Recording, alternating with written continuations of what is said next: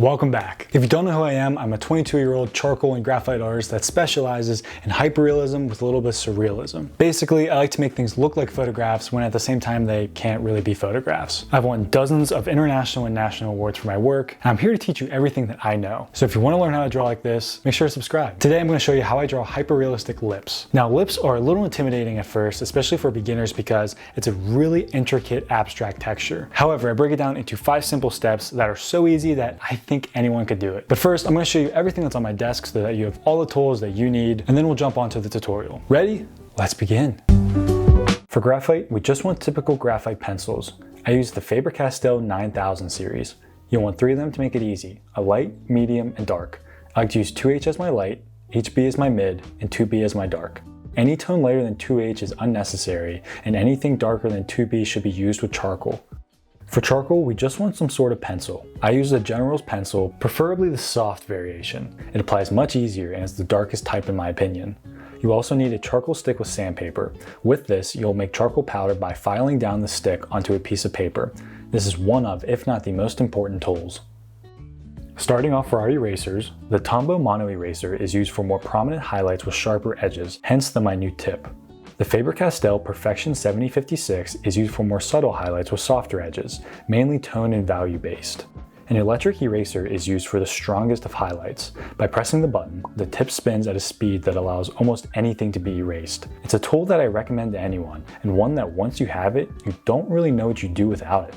The kneaded eraser can be shaped to your liking and is great for more abstract, unpredictable highlighted textures. Finally, the Faber-Castell dust-free eraser is used to clean up any smeared charcoal. It's not required, but incredibly convenient, and I highly recommend. As you can see, erasers are vital to the detailing process, which is why we have the most tools in this category. Any sort of makeup or art brush will be used for most of the blending. I personally use the IPC1 by Dynasty brushes. I recommend you use some sort of makeup brush since they blend the smoothest from my experience. We'll use a blending tortillon for blending the smaller graphite details. Lastly, a soft tissue, preferably Kleenex, is best when trying to achieve a very smooth, uniform tone. These 3 tools will be able to blend anything we'll ever need. Looking at our miscellaneous items, the Faber-Castell Polychromos color pencil is fantastic at achieving the same dark tones of charcoal in small, hard-to-reach areas where charcoal cannot get. A white gel pen can be used at the end to strengthen and make the brightest highlights shine even more. However, it's not necessary. I personally like the Jelly Roll pens. Lastly, any stiff brush is great for wiping away all those shavings that get in the way.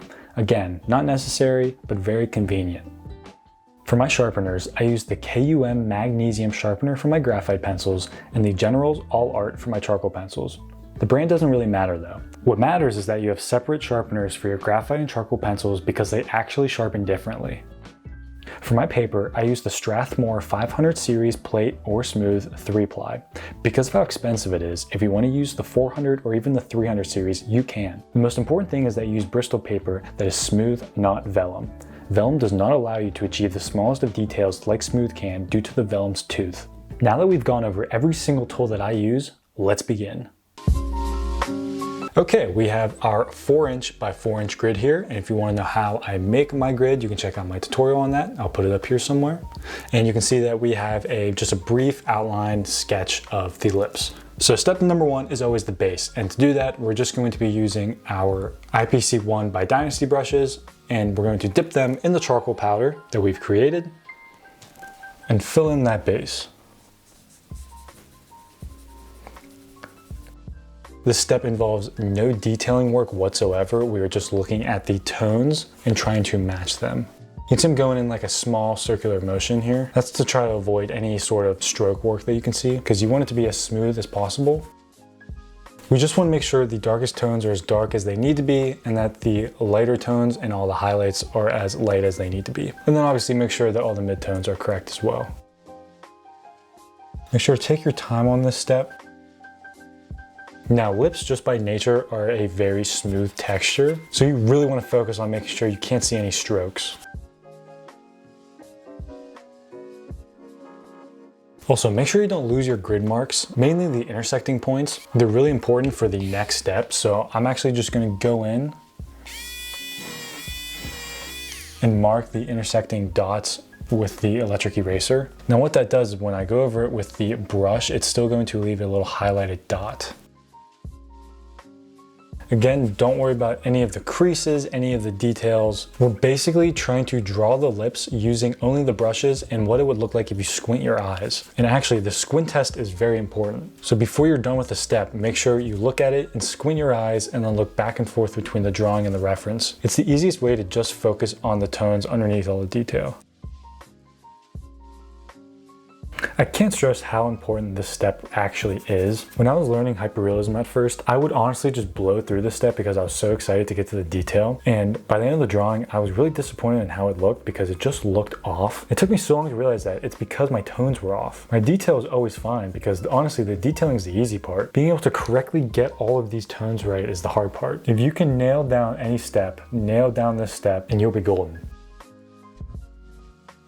If you're unsure of how dark to make a tone, I always say go darker than lighter. It's so much easier to pull with erasers and make it lighter during the detailing process than it is to make it darker.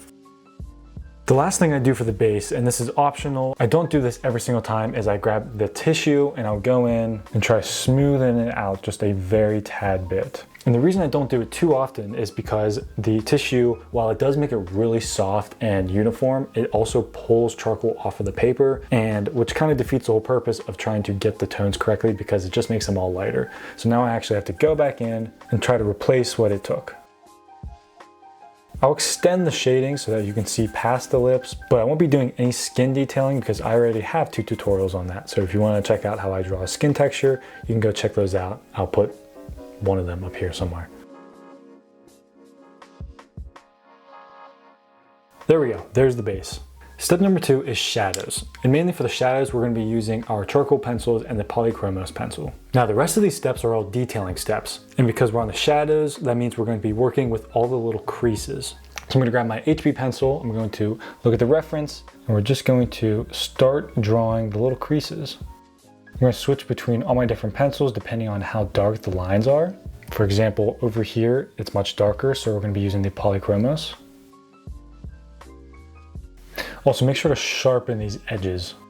It's important to note that you will not get every single crease 100% accurate. You'll forget some, you'll have one off by millimeter, which will push another off by millimeter. That's okay because this is an organic texture, meaning that every single lip is different. They're different depending on what position they're in, etc. So many different factors that go into it. So as long as you have kind of the general sense, general ballpark, you'll be fine.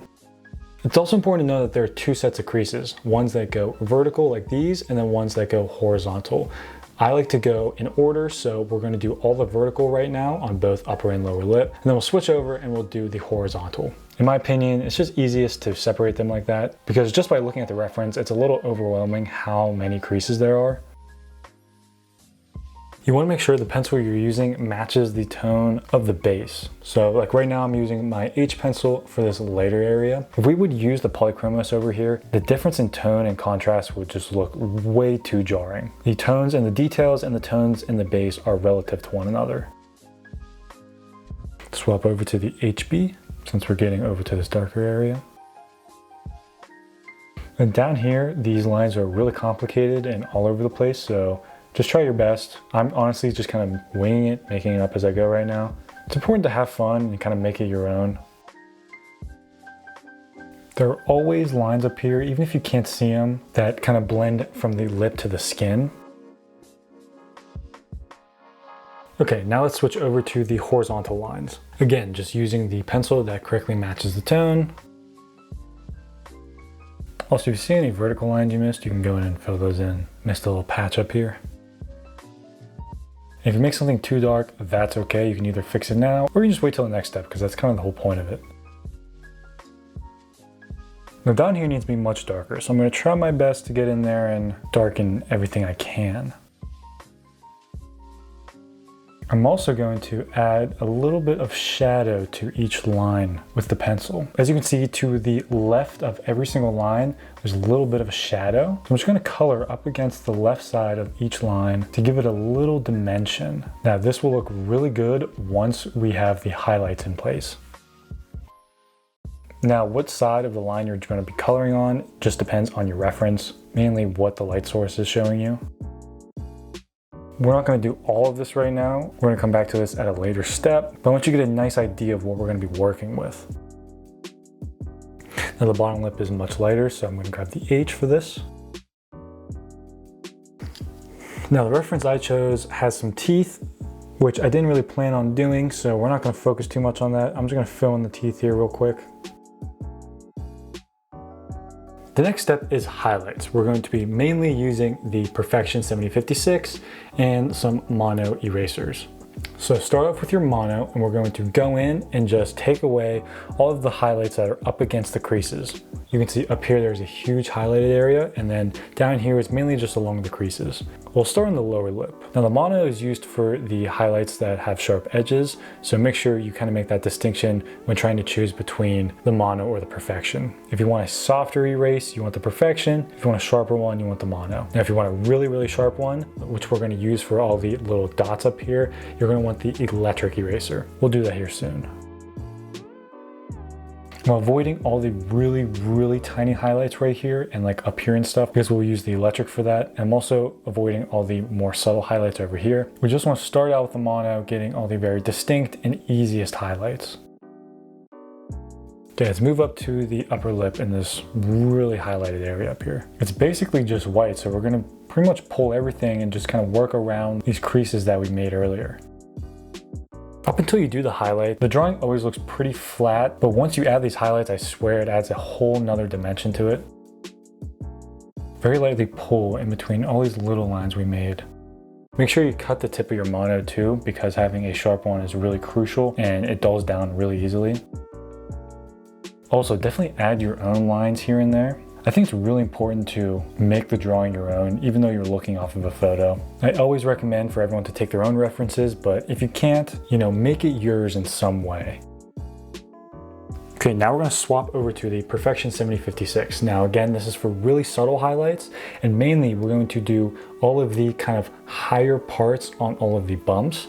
So mainly in between all of the creases that we drew here, we're going to just lightly tap in the very middle, in between. And what that does is that creates a high point and it makes it look like it's bumpy. It's super, super subtle. Make sure you're not doing it right up against any of the lines, because it's supposed to be the top of the bump, not on the ridge. It especially looks good over here on the more blurry areas. For the Perfection, you really want to have a soft hand. I'm barely scratching the surface of the paper.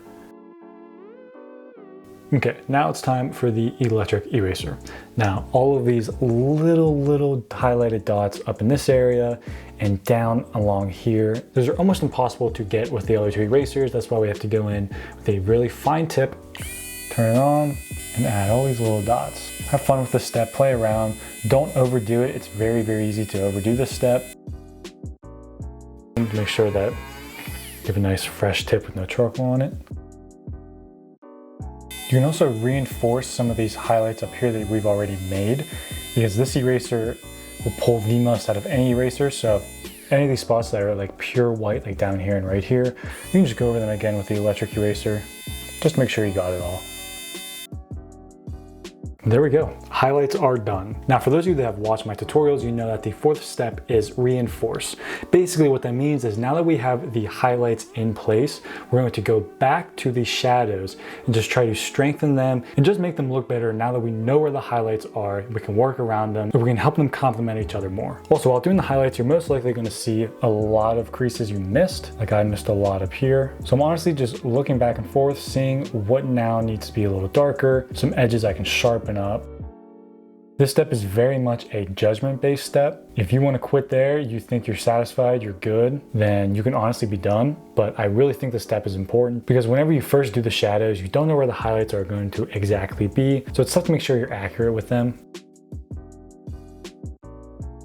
Now, I could do this for literally days, but I'm going to cut myself short just because of time's sake, and also you guys kind of get the idea. Now, the final step is finishing touches. Now normally in this step we do all of the electric eraser work, but we actually just got that out of the way because there really wasn't anything that's going to go on top of it. The other thing I like to do during this step is the white highlights with the white acrylic gel pen. Now I don't necessarily think we need it right now because these highlights are white enough, but if you want to, you can. Basically this is just used to make the whitest of the highlights pop even more. So basically only this area here, maybe a little bit right here, and maybe a little bit right here. But other than that, you don't want to overuse this. And a lot of people also want to keep their drawing to be charcoal and graphite only, which is fine. But I believe that if there's anything that can make your drawing look better, why would you limit yourself? This step is purely optional. I'm definitely getting carried away right now, but this is just so fun. Okay, add your last couple dots and we're done with that. Now, honestly, you can be done with the final step and be completely done right now, or if you want to tinker a little bit, that's what I like to do. So I will literally just grab all the tools I've been using and look back and forth between the reference and my drawing, see anything I don't like, anything that needs fixed, make sure I'm completely happy with it until we're done. Can't forget about the little peach fuzz down here. And there we go. I think we're done. You can tinker with it as much as you want, but don't overdo it because there will reach a point where you're gonna regret working with it so much and wish that you just stopped. So now's the time we accept that it's not perfect, but we've done our best and it looks great. Lips are a super intricate abstract texture that is really intimidating to a lot of beginners, but when you break it down by those 5 easy steps, it's much easier to work through it and make lips that look hyper realistic.